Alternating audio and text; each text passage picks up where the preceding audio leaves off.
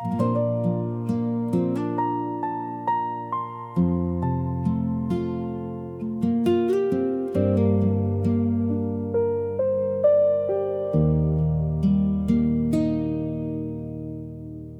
ត្រីស្ងប់ស្ងាត់ខ្យល់ត្រជាក់បក់កាត់បេះដូង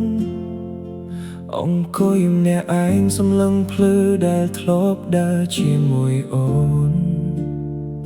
ស្នាមញញឹមចាស់ចាស់នៅតែរស់ក្នុងការចងចាំគ្រប់នាទីដែលគ្មានអូនបេះដូងបងកាន់តែឈឺចាប់បើពេលវេលាអាចត្រឡប់ក្រោយបងនឹងមិនអោយអូនស្រក់ទឹកភ្នែកឡើយសុំតែម្ដងកុំអោយស្នេហ៍យើងបាញ់ចប់ត្រឹមនេះមិនចង់ឮពាក្យថាបែកគ្នាមិនចង់ឃើញអូនដើរចេញពីជីវិតបងទេ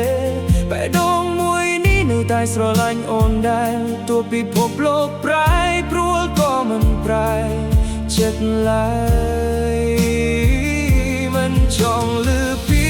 ក្យថាលាព្រោះស្នេហ៍ยังមានតម្លៃជាងអ្វីទាំងអស់សូមឲ្យអូននៅក្បែរបងដងទៀតបានទេកុំឲ្យពាក្យថាបែកគ្នាក្លាយជាចុងបញ្ចប់នៃស្នេហ៍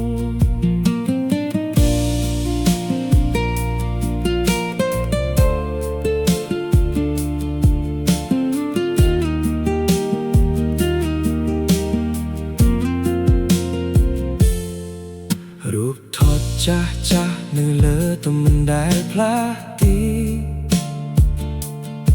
រំលឹកថ្ងៃដែលអូនសន្យាថាមិនទៅណា